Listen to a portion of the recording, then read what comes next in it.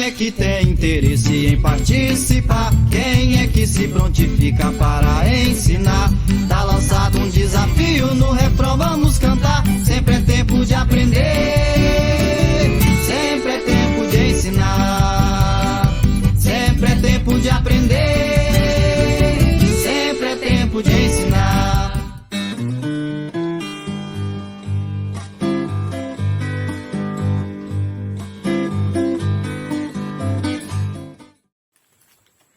Olá, turma! Estamos mais uma vez aqui, trazendo mais informação sobre a agricultura familiar e seus sistemas de produção. Considerando que a agricultura familiar é fundamental para o desenvolvimento da sociedade e do mundo, e fortalecer sistemas produtivos também é essencial para a manutenção da vida, tanto no campo quanto da cidade. Eu sou Vivian Libório de Almeida e estou aqui, coordenação técnica da FETRAF Bahia, e estamos aqui para mais uma videoaula vinculada ao Programa Bahia Produtiva, que é financiado pelo Banco Mundial e que recebe fomento direto da Companhia de Ação Regional de Desenvolvimento, ACA, para a realização dessas atividades. Não estou só, estou com André, que é um agricultor experimentador, que tem construído muitas estratégias interessantíssimas na propriedade dele, que considera a parte da produção, mas a produção associada à necessidade de produção e reprodução da sua família. Então ele produz para consumo, autoconsumo, mas também principalmente para comercialização. Mas não deixa de levar em consideração a necessidade de se ter um manejo sustentável da produção. E esse manejo sustentável da produção está associado à manutenção da biodiversidade, à garantia da segurança alimentar e nutricional e à reprodução social e econômica da sua família também. E o André está aqui numa comunidade, dentro da comunidade, e essa relação também se consolida também dessa forma, a partir da relação da propriedade dele com outras propriedades. Mas para a gente entender um pouquinho como é que se dá essa dinâmica produtiva, pensando no processo de geração de renda e também na sustentabilidade ambiental, vamos dar uma rodada na propriedade do André, para entender um pouquinho como se dá esse desenho da propriedade dele, que tem várias culturas temporárias e permanentes, e ele traz um pouquinho, vai mostrar pra gente como é que faz isso, André? Porque às vezes a gente acha que é tão difícil, que acha que é mais fácil plantar só uma coisa, e só quando a gente planta uma coisa só, significa que a gente vai ter aquela renda daquela vez, mas depois a gente pode ter o risco de não ter mais para dar conta da vida da família. A ideia é diversificar, para gerar renda durante toda a época do ano, mas também para manutenção do solo e manutenção da vida na propriedade. Perfeito. Vamos lá, André? Vamos. Contigo.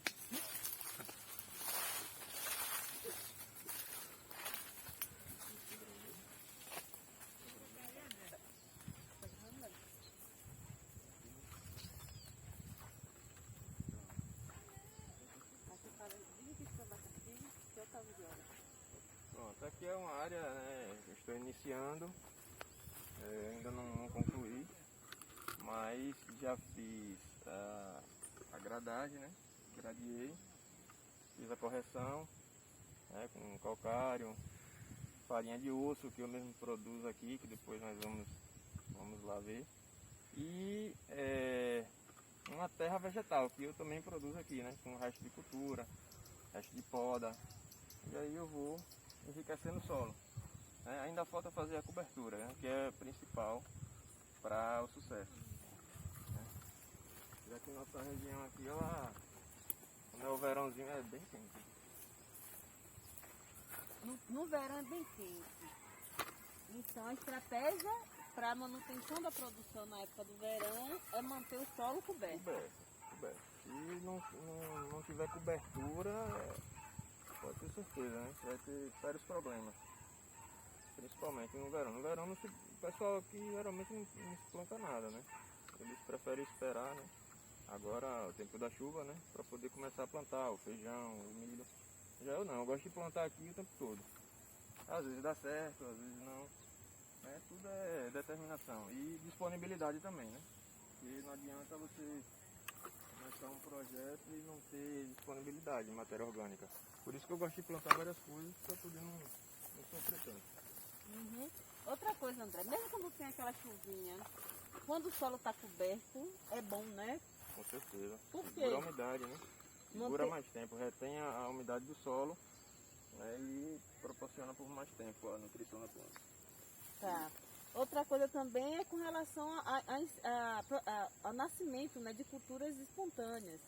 Então, se o solo está coberto, então você faz com que não haja incidência tão grande de culturas espontâneas.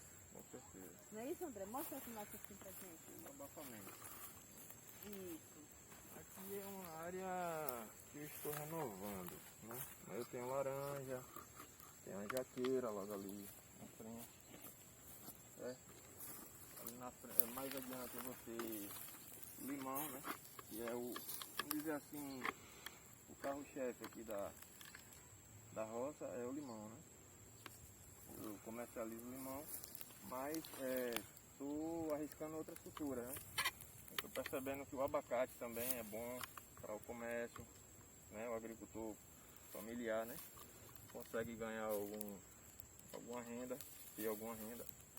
O aipim também, o aipim é muito interessante, né? Só que o aipim tem essa questão da temperatura, né? Do sol, né? Então o pessoal já só planta o aipim mais na época da chuva. Então na escassez, que é quando o valor está melhor, o agricultor familiar não tem. Então acho que incrementando, né, essa questão da cobertura do solo, pelo menos em pequenas áreas, o agricultor terá uma produção ano todo. Isso seria interessante, né? Porque na época de escassez tem uma rendazinha. Isso aí. Sim, André. Então, dando continuidade aqui, me diz uma coisa. Considerando toda essa diversidade que você tem aqui na sua produção, né? Então ele tem aqui, ó, nessa área aqui menor que a gente está agora, ele tem um abacaxi e tem algumas fruteiras, né? Pensando na demanda também de nossas comunidades. Mas ele tem outras espécies aqui na propriedade dele como um todo, né? De fruteiras, né? Tem culturas perenes também, tem culturas temporárias, né? De ciclo curto, ciclo longo. Mas me diz aí, André, como é que se deu essa distribuição dessas espécies aqui nessa área, pensando agora, principalmente na cultura do abacaxi, sendo ela a principal? Então, assim, essa questão das culturas, eu digo o seguinte, o ciclo de cada uma, né? O abacaxi, ela é bianual, no caso. Ela tem um ciclo mais longo. Eu poderia aqui plantar o aipim, né? Respeitando o espaçamento para que o aipim, na hora que ele for ser colhido, ele não interfira, né? Não machuca as raízes. Então tudo tem a sua proporção, né? Poderia também plantar aqui milho, poderia centralizar aqui e plantar um milho. Esse milho ele ia me dar a própria espiga, a parte aérea dele eu poderia usar como ração ou até mesmo para cobertura. Certo? Eu gosto de plantar também plantas, vamos dizer assim, forrageiras. Margaridão, eu gosto de usar o margaridão. Margaridão, como vocês estão vendo aqui, eu faço a cobertura, né, do solo, para poder segurar a umidade, para ajudar. Planto as leguminosas, feijão de porco, crotalária, né? Elas me ajudam nesse processo de proteger o solo. Eu analiso o solo como a nossa própria pele, né? Precisamos de uma proteção, né? Para que o sol não nos maltrate, né? Então o solo é a mesma forma. Não tem uma minhoca que vai suportar uma temperatura alta dessa. Agora eu tenho certeza que se eu cavar aqui num lugar que esteja protegido, o clima, né, mais agradável, mais ameno, né? Aí nós iremos encontrar, né? Não só minhoca, como outros insetos, né? Que na verdade, através dele, e aumentamos a capacidade, né, das plantas se alimentarem, né? O alimento a gente não coloca ele pronto, é o processo que acontece, né? É isso aí. Pegando a deixa nessa fala de André, ele traz o papel dos micro-organismos para a alimentação e nutrição do solo, né? Então a gente tem a minhoca e tem outros tipos de micro-organismo que faz com que haja a aeração dos solos, né? Então essa aeração faz com que torne o alimento disponível, ajuda na capilaridade e distribuição também das raízes e faz com que haja uma nutrição maior das plantas. Então solos extremamente compactados, né? Extremamente adensados, ele faz com que haja a distribuição, a diminuição dessa aeração e faz com que não haja a proliferação das raízes, né? A ampliação da capacidade de nutrição das raízes. Por isso que no desenvolvimento das atividades produtivas, pensando no viés da sustentabilidade e no manejo e na conservação dos solos tropicais, orienta-se que haja o menor nível de impacto possível do solo, né? Então o solo ele precisa respeitar a natureza dele. Então o André sabiamente aqui está fazendo algumas referências com relação à pele, né? O corpo, é um organismo vivo. E quando a gente não considera isso, a gente resulta no declínio da produtividade, mas também numa pobreza do solo tropical. Então muitas das tecnologias que muitas vezes a gente ouve falar por aí, precisa ser pensada a partir da nossa realidade, né? Então pensando nos territórios semiáridos, né? Então a gente também tem umas microbiotas, também pensando no território do Itapicuru. Mesmo assim, a vida do solo é importante e precisa ser considerada a partir da capacidade que se tem disponível. Outra coisa, André, aqui você fez uma distribuição aqui do abacaxi com as fruteiras, né? Ele utilizou aqui uma técnica, gente, e colocou algumas estacas, né? Explica pra gente, André, um pouquinho qual o motivo delas, por que elas estão aqui, né? Se a gente olhar assim, do início para o final, é intencional que a gente está aqui, né, no início da produção. Existe, ó, você consegue ver a produção por inteiro. Mas explica aí, André, pra gente um pouquinho mais sobre isso. Justamente, eu uso mais para poder me posicionar, né? Para poder não fazer uma... Eu sou meio chato, eu gosto de minhas coisas bem organizadas. E também para poder aproveitar mais as áreas, né? Se eu fizer um corredor torto, eu vou interferir no próximo. Então, eu plantei aqui o abacaxi, né? Com a intenção de produzir o abacaxi. Eu tenho também o abacate, né? A jaca, a jaqueira, que futuramente vai dar algumas jacas. Mas os corredores também eu utilizo. Eu utilizo para plantar o inhame, o aipim, batata doce, né? Tudo consorciado também. Não é uma coisa, uma cultura só. Eu gosto de consorciar. Eu gosto de plantar algumas flores pelo meio para aumentar a vida, né? Os insetos, porque como muitos falam assim, a praga atacou, né? Eu não diria que isso seria uma praga, né? Porque praga não existe, né?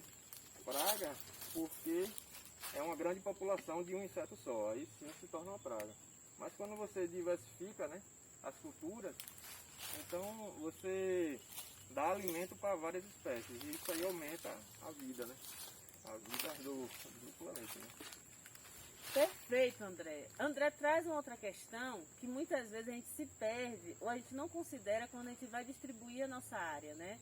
Pensar no uso e na ocupação do solo, também pensar na distribuição e nesse desenho. Então, quando ele fala, não, eu faço um alinhado porque facilita o trabalho, é justamente para facilitar esse manejo também, no ato da limpeza, da adubação, da manutenção das culturas. Então, quando a gente orienta a questão dos espaçamentos, algumas coisas precisam ser consideradas. Precisa ser considerada a área de distribuição da raiz, por isso que cada cultura tem um espaçamento específico, né, e varia entre o plantio mais convencional e o plantio adensado. E isso tem uma técnica, um estudo que orienta, né? Tem as culturas que têm a copa maior, então para evitar o sombreamento, então você precisa fazer um espaçamento maior tanto entre elas, mas no processo de consorciação também tem que considerar isso. Tem culturas que você coloca na primeira etapa, ela é menor, né, mas ela vai crescer, é o tempo que há a ciclagem também, pensando na vida e no tempo de produção de outras culturas. Então são vários elementos que a gente traz nesse primeiro momento, tá? Então aqui a gente acabou de falar sobre a consorciação do abacaxi com fruteiras, né? Num processo de linha direta, né? Intercalado, no plantio convencional, que não é um adensado, né, André? Mas com técnicas que levam em consideração o manejo e a conservação do solo para fins de nutrição, mas também para a manutenção da água no solo.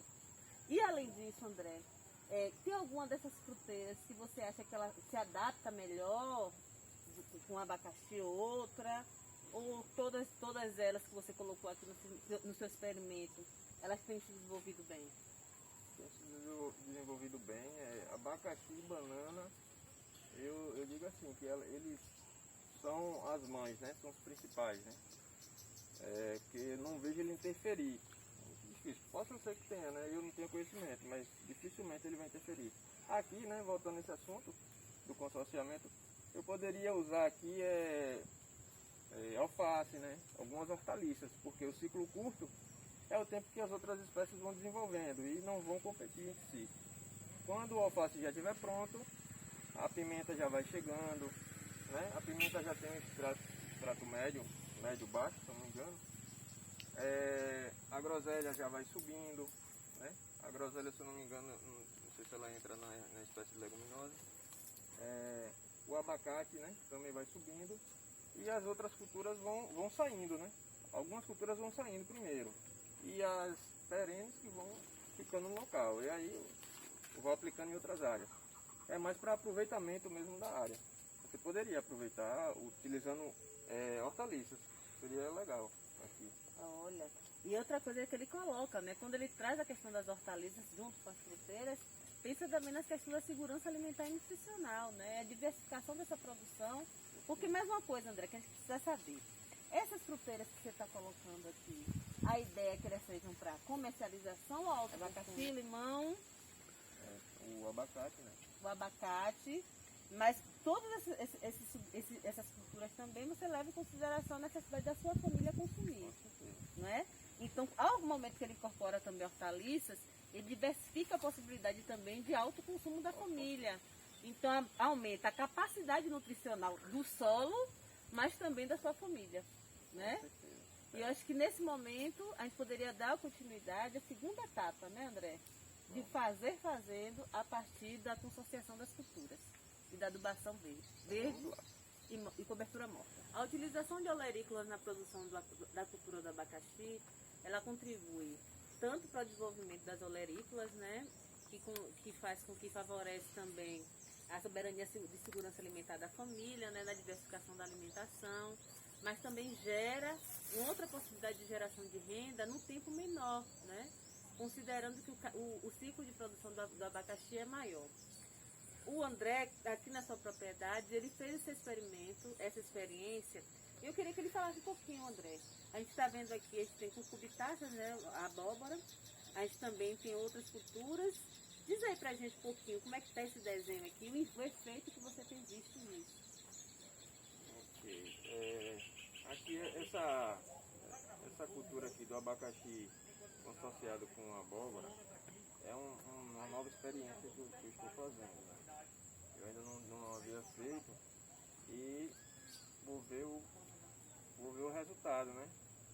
Porque tudo que eu faço aqui é para ver o resultado e ampliar, né? Mas aqui na área você vê assim, é experiência, não existe uma receita pronta. Aqui eu tenho abacaxi, como vocês estão vendo aqui, coloquei algumas sementes de abóbora. Logo aqui ao lado temos uma carreira de empim, né? O empim ele é muito bem aceito, né, no comércio, e minha família também consome muito, então eu invisto muito nessa cultura, né? Aí consorciado ali na linha principal temos os citros, né? Aqui temos o limão Tahiti. Entre eles, né, eu plantei o margaridão, que é uma espécie mais para poder fazer essa cobertura, né, essa conservação do solo, proteger na época de uma estiagem, né. Aqui temos um exemplo do lado de cá do abacaxi, né, e fizemos a experiência lá, como eu falei, né, temos os citros, esses citros com 1 ano e 4 meses. Um abacaxi que eu plantei aí só por experimento mesmo, você vê que ele desenvolveu legal. Então aí por isso eu estou investindo muito no abacaxi. Porque eu estou vendo que ele tem resultado, eu vou investindo. Logo em seguida temos a banana, né? A banana é outra cultura que eu não vou dizer nem que é para consumo, mas é conservação do solo, certo? Ela me ajuda muito, principalmente em uma escassez de água. Eu corto ela, adiciono ela no solo e jogo a cobertura por cima. Favorece na conservação, na umidade, né? A retenção de água e o desenvolvimento das culturas principais, né? De interesse, né? E é isso aí, o que está dando certo eu vou multiplicando. Graças a Deus, tenho mais sucesso, né, do que prejuízo. Os resultados vocês estão vendo aí. Bom, essa área, imitando a primeira lá, né, que filmamos, você vê que eu fiz um consórciozinho, um abacaxizinho, né, toda a área aqui tem o abacaxi é principal. Temos uma pimenta recém-plantada, temos os citros, né, aqui é o limão Tahiti também. Aqui temos o margaridão. O margaridão eu planto ele entre todas as culturas porque para não ter que estar indo atrás de matéria orgânica para trazer, vai me dar um trabalhão danado. E o margaridão, como ele produz muita cobertura, né, muita massa, são podas sucessivas, você vê que eu vou adicionando no solo e vai fazendo o trabalho dele aí. Ele tem o trabalho dele aqui, que é proteger o solo e adubar, né? Aqui temos mais pimenta, associado com o limão, citros, né? Aqui temos um pezinho de mamão. O mamão com citros, eu vejo que ele tem um resultado muito bom. E para alimentar aí a família, né? É muito interessante, né? Pimenta. Toda a área eu vou investindo em alguma coisa. Aqui ao lado temos o empim, como eu falei. Logo ali ao meio temos mais abacaxi, mais mamão. Tudo que dá para alimentar tanto a família como comercializar. E o agricultor tem uma renda, né? Tem uma renda da sua propriedade, que eu acho que é o sonho de todos, né? Viver, né? Viver da sua propriedade, ter renda e tirar o seu sustento próprio. Tempo de aprender, sempre é tempo de ensinar, sempre é tempo de aprender.